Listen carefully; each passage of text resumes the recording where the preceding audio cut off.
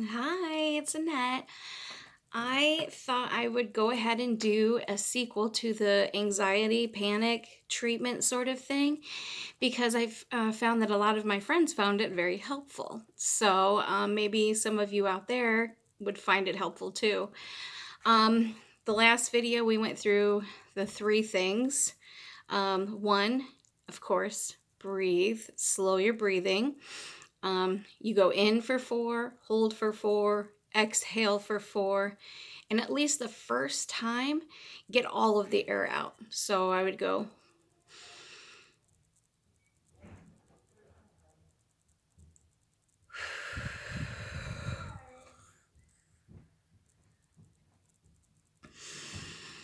and then you have clean breaths, and you can do that. Or 4 is a little, they tell me 4, but I only do like 2 maybe. The next one is meditation, mindfulness, and the third one was the the emergency one is when I can't stop a panic attack coming, then I put my head under cold water and it shocks my system and it feels so good because I get hot flashes. So if you get hot flashes, amaze balls, it's so good. Sorry, I'm getting hot. I thought we would just kind of have a casual talk. Some of the things that I did to actually heal. There's this one meditation that I did that I created that helped me so much. Sometimes our panic comes from our inner issues. Like for my example, around 6 or 7, someone had crept into my room and took advantage of me, 6 or 7 years old. Anyway, it traumatized me enough to where I have forgotten about it. And then when I had my son, all of those memories come flooding back. And then we will go back and we look at some of the other things that have happened in my life. And it's like, oh, it all makes sense now. I have a pretty good idea of who did it, but it'll be something that I'll have to go through for the rest of my life, not knowing for sure. So, anyway, at that time, obviously, I was traumatized. So, in other parts of my life, I have also been traumatized. Just different things. Especially in my 20s, late 20s, I went through a lot.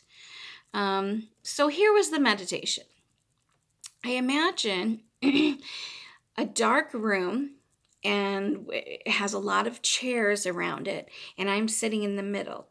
Now, you think of a certain time period that you had trauma or you wanted to deal with an issue that you kind of pushed away a little bit, and then you call that person out as if they were a totally separate person from you. So, for example, my 6 or 7 year old, I would say, come here, Annette.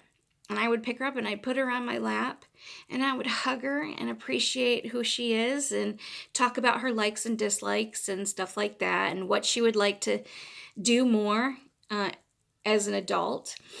And I also ask her some, hard questions, and I do it in a way that I know she can handle it.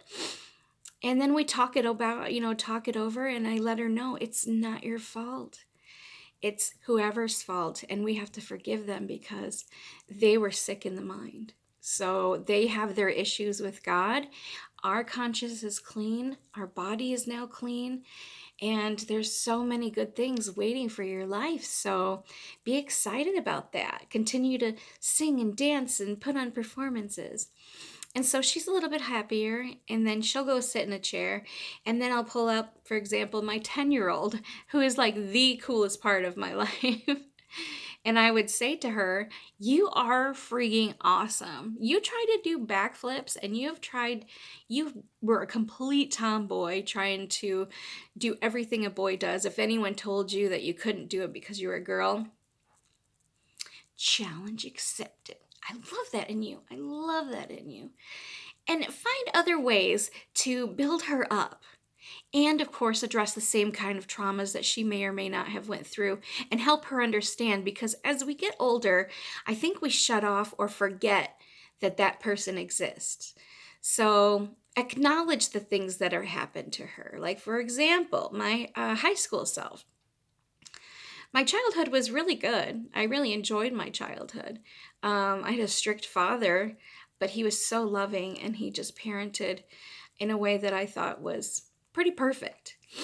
But he became an alcoholic after he retired from the army, and he became kind of someone that we didn't recognize. But of course, me being strong headed, I was the one to stand up to him. He was grumpy most of the time when he wasn't drinking. But when he was, money would come flowing. We didn't take advantage of it that much, trust me. But anyway, that particular teenager, though she was a class clown and was the tears of a clown, basically, she's out there and having fun and she's popular and cheerleading and all of that. But then when I get to my room, I'm writing like dark poetry.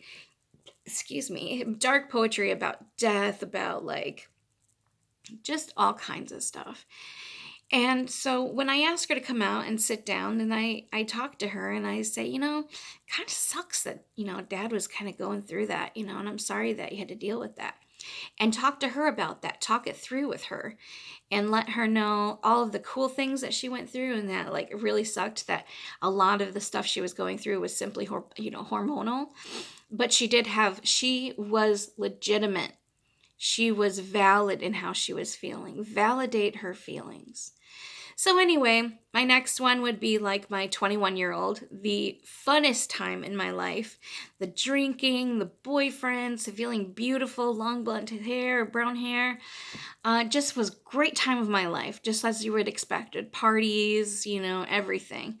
So I basically just gave her a high five because she was just doing good, And then when I get to my 25-year-old, when my panic attacks started, that's when the real therapy began. You start thinking, what sort of things like started it? How did you realize it? And talk to that person as if they were separate from you. Because when we talk to ourselves, we often block ourselves from being nice and caring. And so when I do that, I continue to do it that way. And then we have a group hug and it's like they're just absorbed into me. And you feel really good and you feel cathartic. You feel like you've gotten a lot off your chest.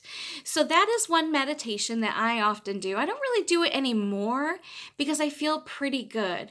So what I've learned from that is to give each part of me time to express itself. That's why I color. I don't have it right now, but I do adult coloring books. I do not like adult, but you know what I mean, like with all the swirls and stuff.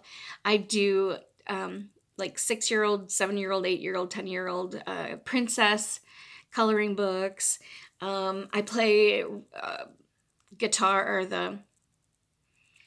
what is that called? Guitar Hero. I play that for my teenager because she just likes to rock and roll. Well, she doesn't like to rock and roll, but she finds that kind of interesting.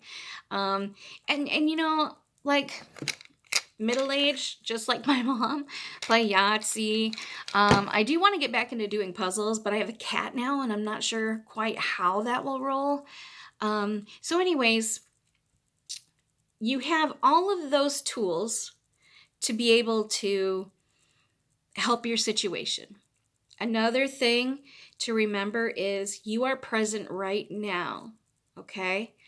I have to turn this off because I need a part 2 because my time is about to go. So wait for part 2.